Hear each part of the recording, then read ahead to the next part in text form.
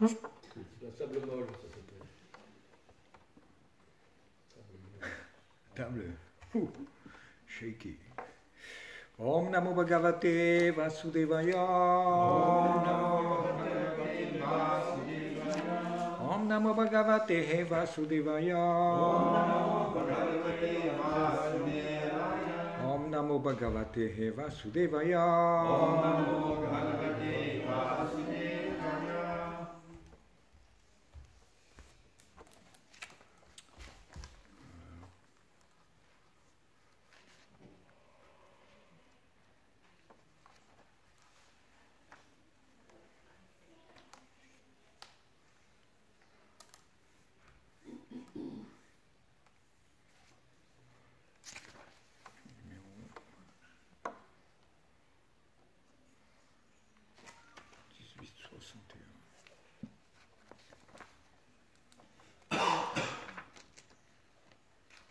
On lit dans le 18e chapitre, la perfection du renoncement, c'est donc le dernier chapitre de Srimad Bhagavad Gita, un verset classique, tout le monde connaît.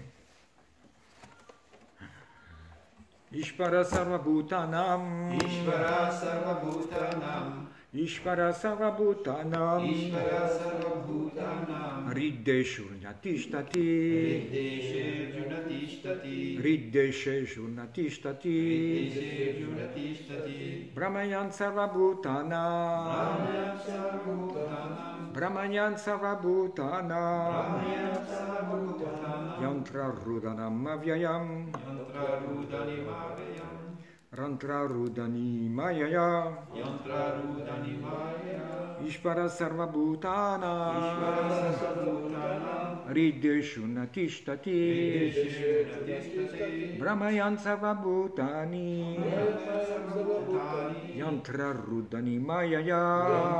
Rudani Maya. Et je vais essayer. Ishvara sarvabhutanam, Ishvara Sarvabhutanam, Riddeshe Junatishtati, Riddeshu Natishtati, Brahmayan sarvabhutani, Ratayam Sarvabhutani, Yantra Rudani Maya, Yantra Rudani Mayaya. Quelqu'un d'autre? Ishvara sarvabhutanam, Ishvara Sarvabhutanam, Riddeshe Yantarudani, Riddeshe Junatishtati, vas-y, continue. Brahmayan Sarvabhutanam, Brahmayan Sarvabhutani, Yantarudani Maya, Yantra Rudani Mayaya. Ishvara, Ishvara, le Seigneur suprême, le Seigneur suprême, Sarvabhutanam, Sarvabhutanam, de tous les êtres, de tous les êtres, Riddeshe, Riddeshe, dans le siège du cœur. dans le siège du cœur, Arjuna, Arjuna, ô Arjuna, ô Arjuna, Titashti, Tishtati, réside. réside, Brahmayan, Brahmayan, faisant se déplacer.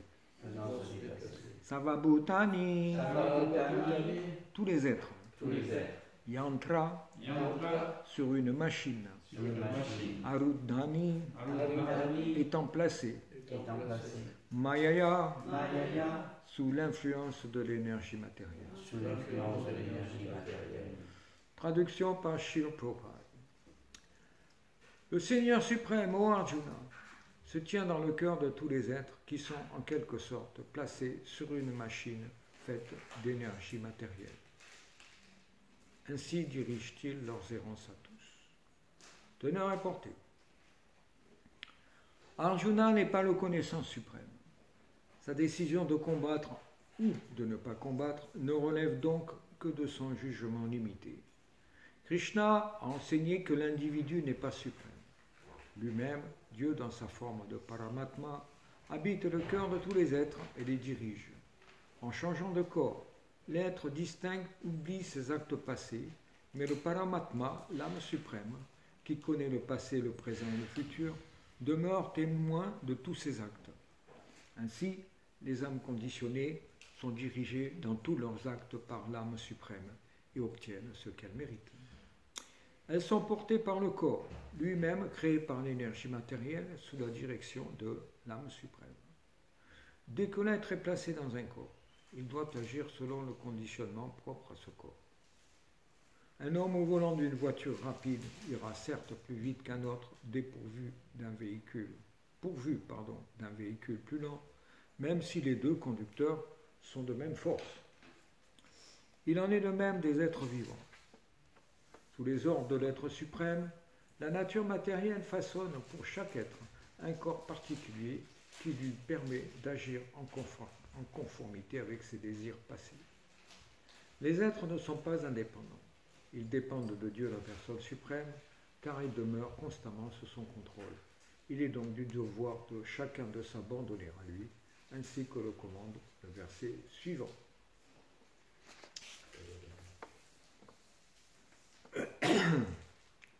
Omagyanatiminandasya Gyananjala Sharakalai Shachurumilitam Yanatasmai Shivravinamaha Shri Chaitanya Manubhishtam Shtapitam Yanabhutare Swayarupa Kadamayanadati Swaparantikam He Krishna Karena Sindhu Dinam Bandhu Jagatpate Gopesha Gopika Kanta Radha Kanta Namastute Tapta Kanchana Gurange Radhe Vrindavaneshwari Vrishabhanu Sutidevi Pranamani Haripriye Chakalpatarubhyascha kripa sindhu yaivacha Patitanam pavanibhyo vaishnavibhyo namo namaha Shri Krishna Chaitanya Prabhu Nityananda Shri Advaita Gadadhar Shivasadi Gaur Bhakta Vrinda Hare Krishna Krishna Krishna Hare Hare Hare Rama Hare Rama Hare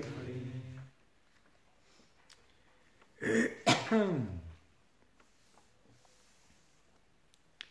Donc, dans ce verset qui conclut la Bhagavad Gita, qui est donc parlé par Shri Krishna à Arjuna, en conclusion, en fait, il lui dit, en fait, dans ces versets, il y a tout un résumé, en fait, de tout ce qui a été dit dans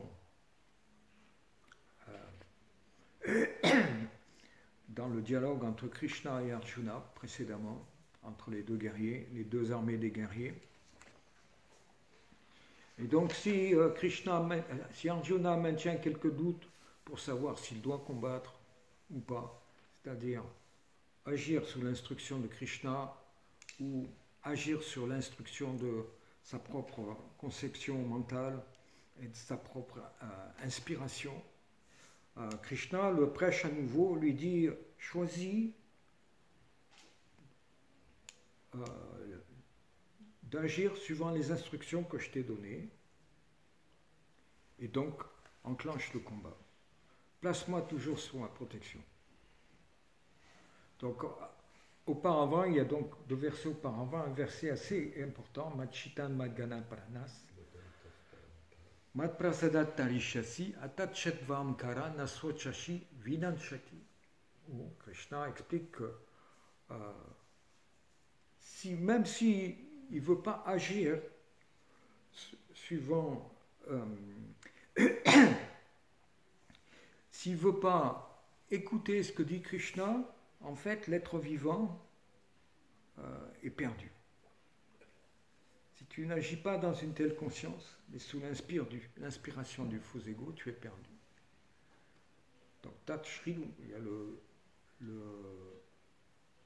Nashrosasi. N'écoute pas. Donc, on voit comment en fait l'écoute est tellement importante dans la prise de décision. Et donc là, Krishna donne une impulsion supplémentaire à Arjuna pour qu'il se lance dans le combat. Donc je rappelle qu'il ne voulait pas combattre pour des raisons humanitaires et des raisons d'intérêt personnel, familial. Puisque dans l'autre camp se trouvent cousins, maîtres d'armes, maîtres spirituels, oncles, frères, demi-frères, disons, etc.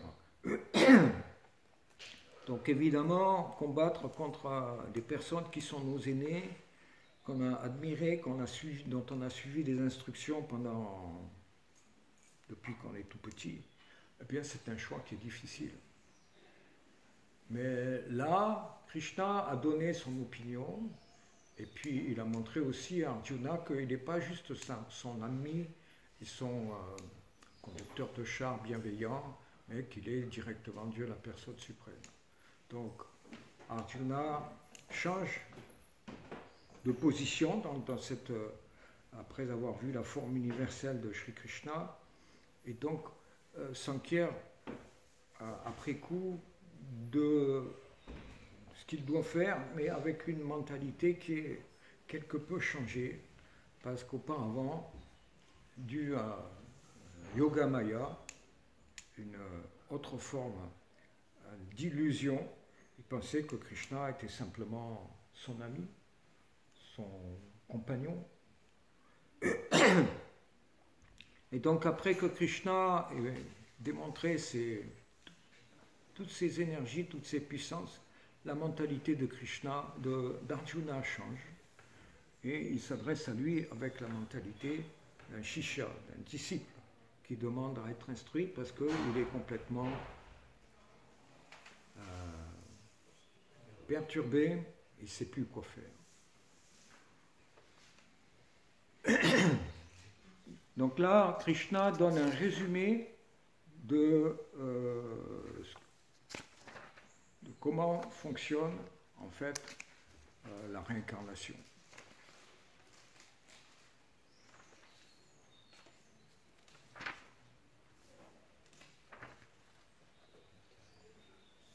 Donc il réitère le fait qu'il est le Seigneur suprême. Et puis il lui explique qu'en fait les errances des êtres vivants sont en fait faites indirectement sous son inspiration, que ça soit indirectement à travers l'énergie matérielle ou directement comme là dans le dialogue où directement il l'instruit. Qu'est-ce qu'il faut faire, qu'est-ce qu'il ne faut pas faire.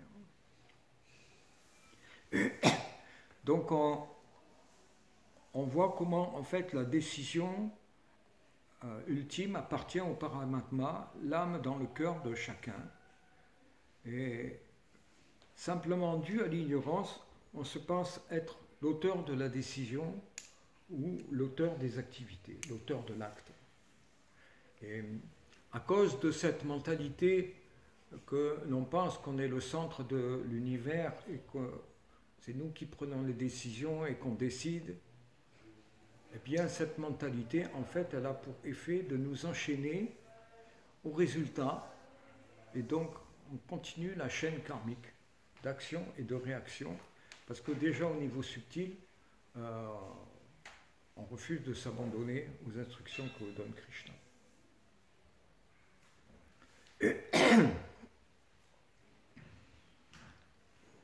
Donc on peut se demander si Krishna dirige leurs errances à tout, où se trouve le libre arbitre de l'être vivant, puisque s'il fait tout, où est-ce que nous on intervient, où est notre libre arbitre? Donc il faut comprendre que en fait notre Krishna est le libre arbitre suprême, et nous, comme on est des particules infinitésimales de sa personne, on bénéficie aussi d'une indépendance et d'un libre arbitre, mais qui est infinitésimal. Donc notre libre arbitre, on pense l'exécuter en choisissant quelle nourriture acheter, où faire les courses, etc. Mais en fait, ce libre arbitre, c'est comme être dans la prison et choisir d'aller faire du sport dans la cour de récréation A, B ou C. Ça ne change pas grand-chose au fait qu'on doit subir une incarcération dans le corps grossier du fait qu'on s'est soi-même incarcéré dans un corps subtil qui fait qu'on est rivé à la prison.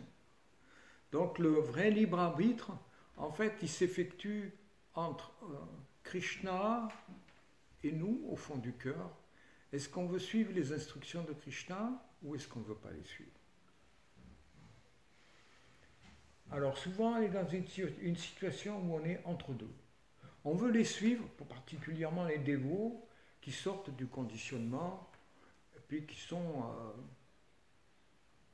madhyam ou kanishta, intermédiaires, donc qui ont encore des intérêts matériels et qui trouvent qu'encore quelque chose d'intéressant dans ce monde matériel. Donc on veut faire le désir de Krishna, mais en même temps il y a des choses auxquelles on est attaché et qu'on ne veut pas abandonner comme ça, parce qu'on sait qu'on devra les abandonner un jour, mais quand même on les traîne comme un boulet, et on ne se rend pas compte qu'en fait notre galère et notre souffrance viennent du fait qu'on ne veut pas se débarrasser de ce boulet. Alors, des fois, ça prend du temps à réaliser que ces attachements sont un boulet dans notre vie spirituelle et que on a meilleur temps de s'en débarrasser, mais les choses ne sont pas aussi simples parce que les habitudes sont profondément ancrées. On doit comprendre le film de l'éternité qui est en train de se terminer quand on voit comment l'âme a évolué à travers des millions et des millions d'espèces vivantes, avec toujours la même mentalité qu'il y a quelque chose à trouver à travers l'énergie matérielle. Alors qu'elle nous a montré qu'elle nous a tellement trompés. Hein, il y a cette chanson de Bhaktivinoda Thakur, Gopinath. Je me suis accroché à tellement de gratification des sens, tellement de plaisir des sens, comme un esclave roué de coups par un maître, encore et encore, malgré ses coups, à nouveau, je suis replongé dans le plaisir des sens. Et à nouveau, j'essaie de m'en débarrasser, et c'est tellement difficile. Donc Maya agit comme une sorcière ensorceleuse qui présente un aspect de séduction et puis qui aussitôt après nous tape sur les doigts ou quelque temps après. Donc on ne voit pas la corrélation, mais si on a un peu d'intelligence spirituelle, eh bien on peut la voir. On peut voir la corrélation du fait qu'on n'abandonne pas telle ou telle chose, eh bien on en souffre. Donc cet état de fait fait qu'il faut voir comment utiliser notre libre arbitre, parce qu'en fait, l'utilisation de notre libre arbitre, elle est liée à est-ce qu'on veut rester dans cette prison matérielle ou est-ce qu'on veut en sortir. De la même manière qu'un prisonnier qui est dans une prison de haute surveillance, il a le choix d'avoir un traitement de choix si il se comporte vraiment en prisonnier modèle, fait des activités qui séduisent les autorités de la prison et qui finalement décident, ok, celui-là on va raccourcir sa peine. Surtout dans l'état actuel des choses, vu qu'il y a tellement de monde dans les prisons. Elles sont complètement surchargées, les prisons. Il faut en construire d'autres. Donc la nature matérielle, elle a cette fonction d'offrir un champ d'activité aux entités vivantes qui ne peuvent pas rester dans le monde spirituel parce que leur mentalité est allergique à servir Krishna. et à faire la volonté de Krishna. Donc à cause de ça, il y a le package qu'on appelle le corps matériel et le corps subtil qui est matériel, qui engendre le corps matériel comme un gant sur une main, et qui est source donc de naissance, maladie, vieillesse et mort, chose que tout le monde connaît, et essaie de penser que c'est normal, mais en fait, c'est pas normal. Notre position n'est pas de rester dans ce monde matériel. On est un petit peu des réfugiés. C'est-à-dire, on parle beaucoup des réfugiés, des migrants, la guerre, l'Ukraine, le Liban, tellement de gens, ils se retrouvent pratiquement avec rien, ils se retrouvent dans la rue et ils sont comme des réfugiés. Ils cherchent un refuge. Donc nous, notre situation, elle est un peu similaire. On était dans une situation en marge du monde spirituel, ou on était dans le monde spirituel, ça dépend des courants de pensée, suivant quel sampradaïa on est, etc. Mais l'un dans l'autre, on n'a pas pu rester dans l'enveloppe, dans la sphère spirituelle, à cause d'une mentalité séparatiste. Et à cause de ça, eh bien, on ne peut pas garder le refuge du monde spirituel et on se réfugie dans la matière en pensant que c'est un lieu pas si mal que ça. Mais en fait, un réfugié, il est à l'aise nulle part. Il est tout le temps en cavale. Et en fait, si on regarde à deux fois, c'est le cas de l'être vivant qui lui aussi n'est pas vraiment à l'aise dans aucune situation. Que ça soit un corps de jeune où on a plein d'aspirations, mais on n'a pas les moyens pour les satisfaire, parce qu'on n'a pas de qualification, on n'a pas d'argent, ou une raison ou une autre. Donc il y a une certaine frustration qui est là. Ou alors, on a les moyens, on a l'argent, mais on n'a pas le temps, ou on a le corps qui ne suit pas, mais le mental qui a tellement de choses à accomplir, mais le corps ne suit plus. Et il devient petit à petit un boulet. Les rhumatismes, les problèmes de jeunesse qui se reportent dans la vieillesse, qui se développent, le diabète, être trop gros, être paresseux, tout ça, quand on devient vieux, ça devient un boulet encore plus pesant. Inévitablement. Donc on doit comprendre la position de l'être vivant qui est un petit peu comme un réfugié ou un voleur en cavale. Et qu'il n'y a pas vraiment de situation qui le satisfasse longtemps. Que dire dans le flot de l'éternité? Quand on réfléchit que l'âme est éternelle, comment va-t-elle trouver un refuge qui ne soit pas trompeur, qui ne soit pas éphémère, qui ne soit pas frustrant finalement? Donc dans la matière, que ce soit un mari, ou une épouse, ou un amant, ou une bonne situation, ou un bon compte en banque, ou tellement de choses qui sont supposées rendre la vie plus agréable, en fait, toutes ces choses-là, un jour ou l'autre, elles s'effritent et elles s'écroulent. Parce que, comme tout ce qui est matériel, en fait, tout finit par être remanié, redissous et redistribué. Et à nouveau, Budva Prayate. C'est la nature de la matière. On doit comprendre comment Krishna explique comment la matière fonctionne, comment même les univers et le principe même de la matière, les éléments matériels, comment ils sont créés, maintenus et puis dissous dans une séquence de devenir et de destruction constante. Donc la matière, elle est considérée comme éternelle, mais en y regardant à deux fois, elle est sans arrêt en mouvement et éphémère, imperceptible, instable. Et nous, on pérégrine dans cet environnement, dans cet espace-temps. Donc évidemment, avec l'œil de la philosophie, on comprend que ce n'est pas une situation qui est viable, ce n'est pas une situation qui est enviable. Donc Krishna dit que pour changer cette situation, il faut changer vraiment sa mentalité. Et principalement son ego, plutôt que de le tourner en faux égaux, c'est-à-dire de le tourner vers son intérêt propre, de le tourner en vrais égaux. Gopi partout, Gopi Padakamanayur, das anudas, anudas, anudas, à l'infini. Donc notre vraie position est d'être un serviteur, des serviteurs, etc., des gopis, de Vrindavan.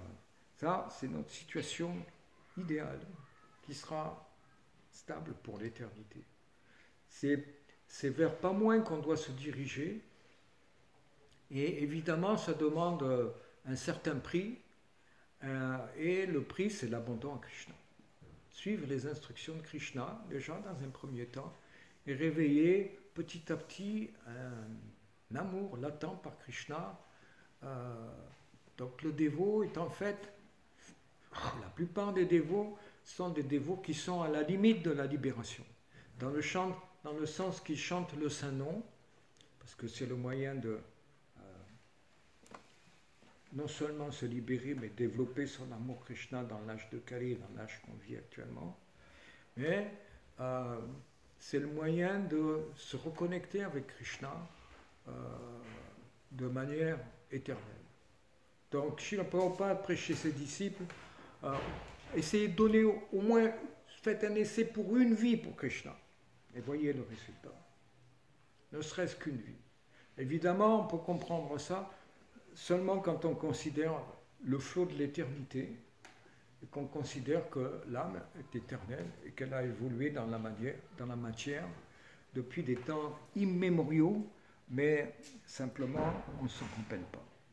C'est Krishna qui fait qu'on s'en rappelle de manière intuitive, par, comme le dit le verset là, dans la teneur apportée, par le biais du Paramatma. De la même manière que quelqu'un pendant la nuit rêve à tellement de choses, et puis on peut rêver en fait 6 heures, dormir 6 heures, ou dormir 1 million d'années, des milliards d'années comme au moment de la dissolution cosmique.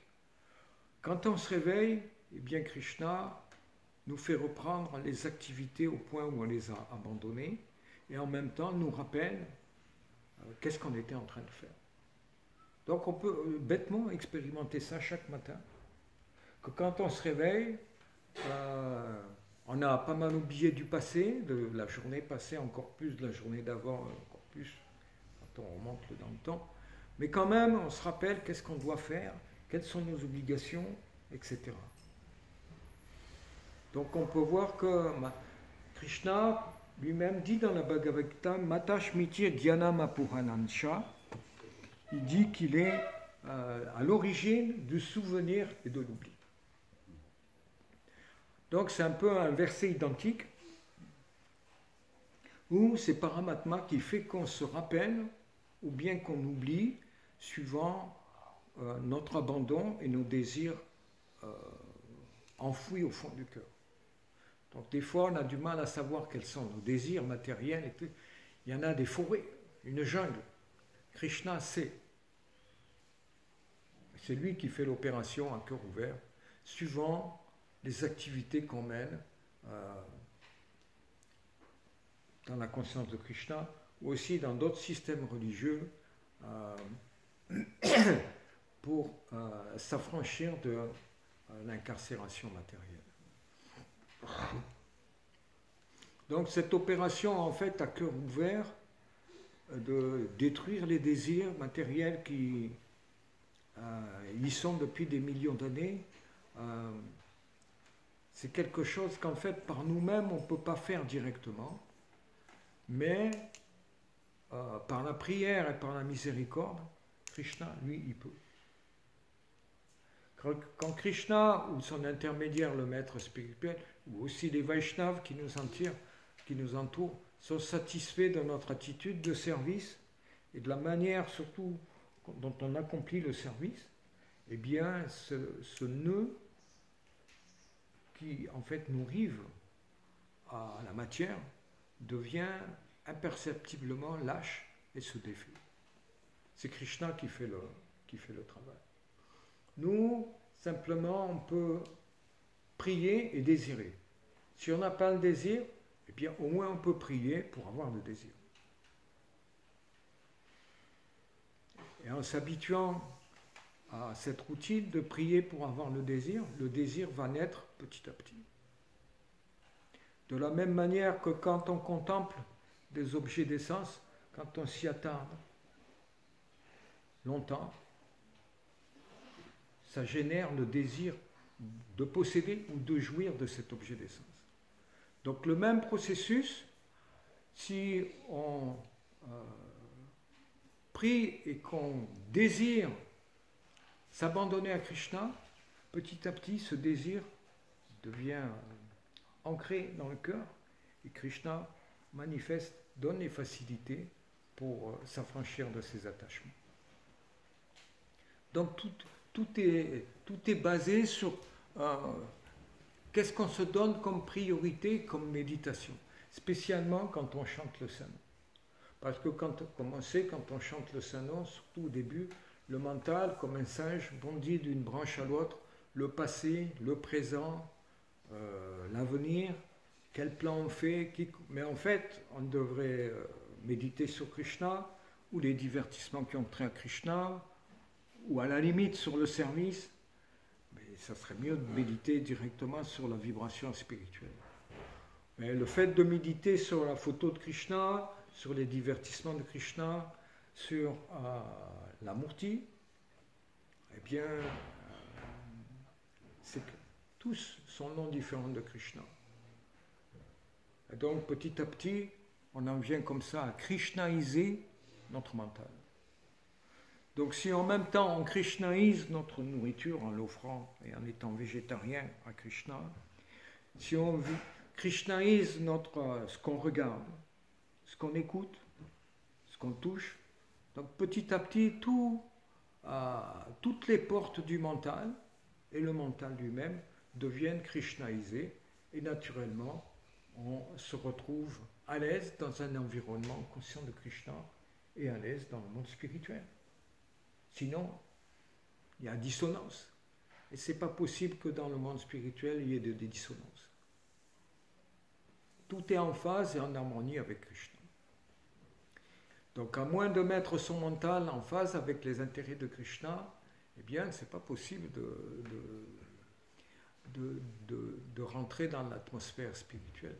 Et d'une manière ou d'une autre, on doit rester dans une atmosphère matérielle, à attendre que cette purification se fasse. Donc Krishna explique très bien ça aussi dans la Bhagavad Gita, je ne me rappelle plus le verset, où il dit que ceux qui adorent les fantômes, naturellement, ils renaissent avec un corps de fantôme sur une planète de fantômes. Ceux qui adorent le Déva du Soleil renaissent avec un corps adapté pour la planète du Soleil et se retrouvent en compagnie du Déva du Soleil. Mais il faut être assez qualifié déjà matériellement pour ça, parce que c'est des planètes supérieures, c'est pas n'importe qui va là-haut. De la même manière pour la Lune, de la même manière pour la planète des ancêtres, de la même manière pour n'importe quelle autre planète. Donc si on médite sur les hommes politiques de ce monde, eh bien on va revenir, ou si on a un petit peu de punya, parce que ce n'est pas automatique que la forme humaine elle soit à nouveau acquise. Elle est rarement acquise. Et ce n'est pas évident de la garder dans l'âge de Kali, qui est un océan de fautes. Donc si on s'intéresse trop à la vie de ce monde, eh bien automatiquement on va revenir aussi dans ce monde, dans une forme humaine. C'est logique, il n'y a pas de baguette magique là-dedans, c'est tout à fait clair et logique. Donc voilà comment marche l'énergie matérielle et comment elle octroie un corps matériel ou un corps de déva, mais il y a aussi beaucoup de corps inférieurs où on dégrade notre mentalité et on dégrade notre standard de vie. Et aussi comment c'est le même processus en fait qui permet de spiritualiser son corps subtil, ses désirs, et donc aussi spiritualiser le corps qu'on va revêtir plus tard. Donc Srila Prabhupada explique que les êtres ne sont pas indépendants, simplement le commun des mortels dépend de la nature matérielle qui est contrôlée par Dieu, aussi la personne suprême, Devi Yesha Gunamai. Donc c'est pourquoi cette énergie, quelque part, elle est divine, parce que les lois du karma sont très stringente, très forte, et ne laisse pas passer la moindre chose. Peut-être un criminel peut se faufiler, habiter à Chypre ou dans une île cachée ou n'importe où. Mais la justice de Krishna, à travers les Yamadutas, elle traverse les murs et elle est imparable. Et elle s'exécute par l'espace-temps dans lequel l'être vivant est plongé dans sa vie suivante.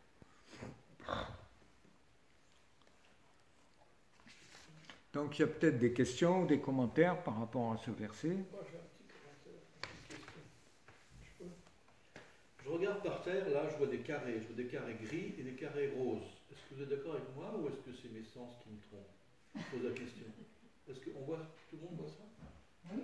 Est-ce qu'on voit des carrés gris et des carrés roses de marbre? Oui. Certes. De la même manière, ceux qui font de l'astronomie, ils nous montrent des photos de la Lune avec des cratères. Personnellement, on m'a prêté une fois une lunette astronomique et j'ai effectivement vu des cratères. Mais on nous annonce dans les Écritures qu'en fait la Lune c'est une planète édénique où il y a des gens merveilleux qui vivent dans des maisons extraordinaires et tout ça. Alors dans quelle mesure on peut croire nos sens et dans quelle mesure on peut croire une autre chose qui nous est annoncée par les Écritures? Eh bien, de la même manière qu'il existe différents types de visions, parce qu'il existe différents espaces-temps dans lesquels l'être vivant est plongé. Et la perception d'une taupe ou d'un ver de terre, elle ne peut pas être la même que celle d'un être vivant. Et de la même manière, quelqu'un qui est promu sur la Lune ou le Soleil, son corps, il est constitué d'essence des éléments. C'est-à-dire, normalement, on ne le voit pas avec nos yeux grossiers. De la même manière, les éléments dans lesquels ils vivent, on ne les voit pas. Donc il existe toute une autre dimension, pourrait-on dire en parlant à la mode, auquel on n'a pas accès parce qu'on n'a pas des sens adaptés pour capter ces choses-là. Donc c'est une question de purification des sens pour pouvoir accéder à cette autre dimension et capter les dévas, les anges, les apsaras, les dévas du soleil, ceux qui habitent sur ces planètes et autres, et la lune aussi.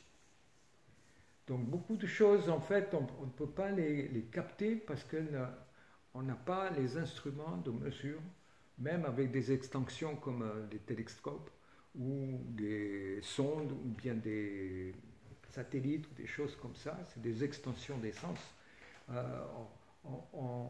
On n'a pas les moyens qui sont à notre disposition pour accéder à cette dimension parce que tout simplement on n'est pas assez qualifié pour ça. Dans les temps anciens, les gens pouvaient accéder à la vision des devas, mais c'était des gens qui étaient extrêmement avancés. Ils pouvaient aller aussi sur les planètes supérieures. Arjuna est allé sur la planète d'Indra. D'autres personnes pouvaient y aller, mais c'était des personnes extrêmement qualifiées. Donc on ne peut pas concevoir les qualifications qu'il faut pour avoir là-bas.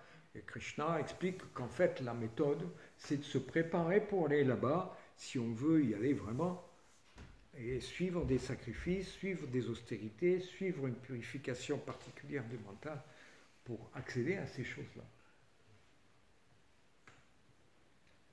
Simplement par des moyens mécaniques, adaptés à l'espace-temps qu'on veut, qui les rend plus sophistiqués, soi-disant, mais en fait, ça reste toujours extrêmement grossier. Pour les devas, c'est des machines, des yantras, des machines qui permettent d'évoluer un peu plus haut que l'espace-temps qui nous est octroyé.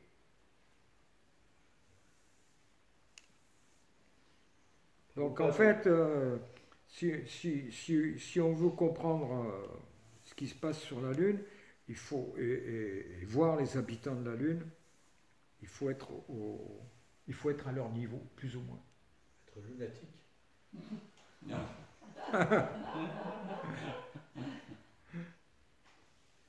Et récemment, là, parce que Prabhupada, il y a beaucoup de... Selon lui, on ne serait pas allé sur la Lune, tout ça, mais il y a tous les gens de son pays, quoi. Bon, Prabhupada est au-delà d'un Indien, mais Il paraît que les Indiens sont allés sur la Lune maintenant. Comment? Les Indiens, Oui, ils sont allés sur la Lune. ils ont envoyé quelque chose sur la Lune, Ouais. ou ce qu'ils pensent d'être sur la Lune. Oui. Peut-être c'est Raoult aussi. Chihuahua Ouais, c'est Paopan avait proposé que les Américains ne sont pas allés sur la Lune, mais sont allés sur Raoult, une planète qui est invisible et qui est beaucoup plus basse, qui est sous le Soleil. Alors, est-ce que les gens se mentent ou alors est-ce que les gens sont illusionnés? Les deux à la fois. Et c'est vrai que Krishna, il est un autre nom de lui, c'est Yogeshwar. C'est le Krishna, un autre nom de lui, c'est Yogeshwar. C'est le maître de tous les pouvoirs mystiques, de tous les magiciens. Et il doit laisser sûrement voir aux gens ce qu'il veut qu'ils voient, quoi. Même des petits magiciens humains, ils nous font des tours qui, on a beau être devant eux. Moi, j'ai vu à Mayapur, dans les spectacles, là, des fois, ils font un magicien, c'était un dévot américain. Il avait son journal dans les mains qui dépliait comme ça, et puis il n'avait pas de manche. C'est pas qu'il il était avec les trucs sans manche, vraiment bien éclairé au bord de la Seine. Moi, j'étais pas loin non plus. Et il déchirait son truc en petits mille morceaux et tout ça. Et puis vraiment, il nous montrait, il faisait des morceaux, il tombait, il n'y avait plus rien dans les mains, il le ramassait, il faisait quelque chose, et puis le journal, il était entier, tu vois. Des trucs qui te font devant tes yeux, quoi. C'est devant tes yeux, il n'y a rien entre toi et eux. Comme là, on pourrait dire, il n'y a rien entre moi et la Lune.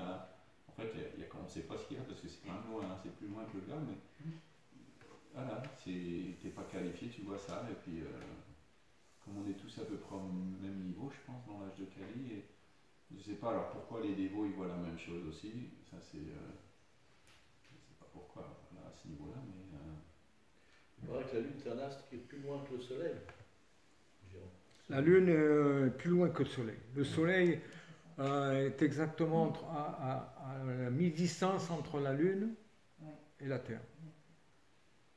Et il y a un dévot qui m'expliquait ça une fois aussi, c'est que dans l'astronomie védique, c'est que on parle de rapprocher par rapport à des niveaux comme ça. C'est-à-dire que par exemple, mettons ta Bhumi, ce qui est expliqué, ça avait du sens. Tu as la Terre qui est là par exemple, et puis peut-être que tu as le Soleil qui est là, et la Lune elle est là. Donc elle est enfin, où elle est là, je sais pas, mais au niveau si on parle au niveau de la distance des couches, le Soleil est plus près, tu vois. Ou inverse, je sais plus, enfin bref, c'est des histoires de sur quelle couche il est, première, deuxième, troisième, tu vois, tu peux être là dans la première. Sur quelle orbite? Hein? Sur quelle orbite? Sur quelle orbite, oui, peut-être, oui. Sur quelle orbite, oui, peut-être. Enfin, l'un dans l'autre, tant qu'à se qualifier pour aller sur une planète, autant se qualifier pour aller sur la planète de Vrindavan.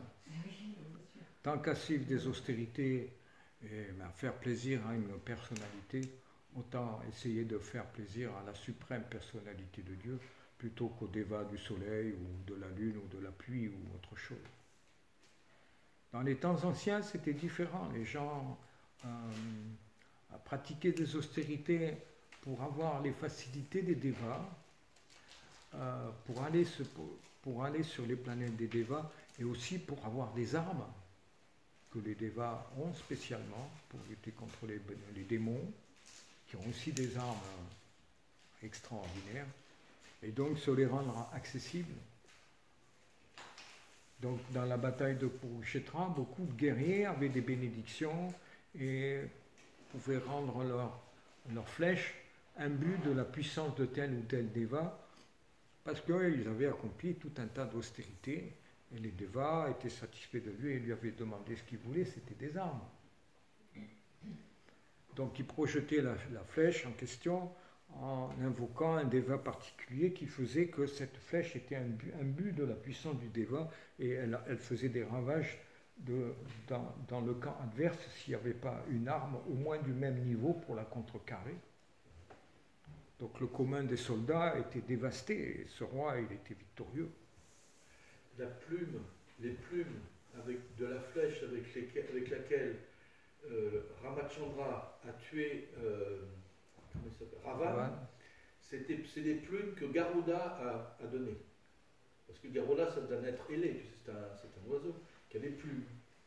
Et les plumes à l'arrière de la flèche que Ramachandra utilisait pour tuer Ravan, c'était les plumes de Garuda, et etc. Oui, ça montre que les êtres humains de cette époque-là, pratiquement, ils n'ont rien à voir avec les nains que nous sommes devenus, avec l'évolution du temps. Et puis, quand on rentre dans l'âge de Kali, les gens qui prennent naissance, en fait, sont très défavorisés et n'ont pas les facultés mentales, de longévité aussi, de mémoire, etc. Plein de qualités qu'avant, ils vivaient avec, mais maintenant, on ne les a plus. Et on a des béquilles à la place, des livres pour la mémoire, l'écoute à la place de la méditation, par exemple. Donc le procédé est rendu très simple et très miséricordieux parce qu'il n'y a pas aussi les opulences, l'argent, les diamants, l'âge d'or, l'âge d'argent, tout ça c'est fini, ça devient des métaux rares. Dans les temps anciens, il y avait toutes ces choses-là à profusion. Maintenant, des assiettes jetables en or, non? Oui, les assiettes en or étaient laissées dans la forêt. Les gens pouvaient les récupérer. Mais ils ne récupéraient pas, ils n'avaient pas besoin. L'atmosphère était complètement différente maintenant. Donc maintenant, la seule qualification qu'on a, c'est qu'on peut se réaliser spirituellement simplement en chantant Hare Krishna, Krishna Krishna, Hare Rama, Rama Rama, Hare Hare, qui est l'arme suprême parce qu'elle permet de couper le nœud du faux ego dans le cœur, qui est en fait la source de notre emprisonnement dans ce monde. Et non seulement le mantra Hare Krishna, il permet ça, mais il permet surtout de réveiller notre pur amour pour Krishna. Le sous-produit, c'est la libération, mais le dévot ne cherche pas véritablement, le vrai dévot ne cherche pas véritablement la libération. Il cherche à satisfaire Krishna d'une manière ou d'une autre, et Krishna lui donne des facilités pour son service. Il lui donne le corps qu'il faut, il lui donne les instruments. C'est ce verset de la Brahma Samhita que j'essaie d'apprendre là, un verset insignifiant, mais il y a Bhava, Bhavita, Diyo, Manujas, Tateiva, Paptei,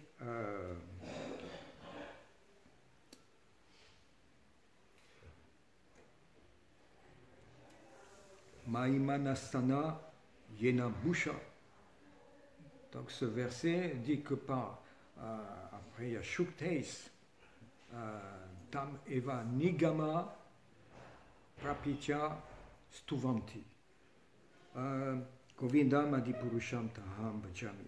Ce verset, donc composé par Brahma, explique qu'il adore Govinda, le Seigneur suprême originel, et il explique que par une méditation particulière et par le chant de mantra védique Shruti, eh bien on acquiert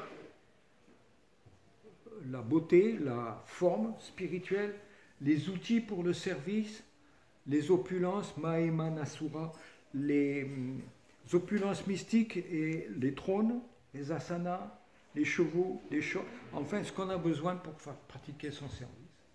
Simplement par l'écoute attentive de mantras particuliers.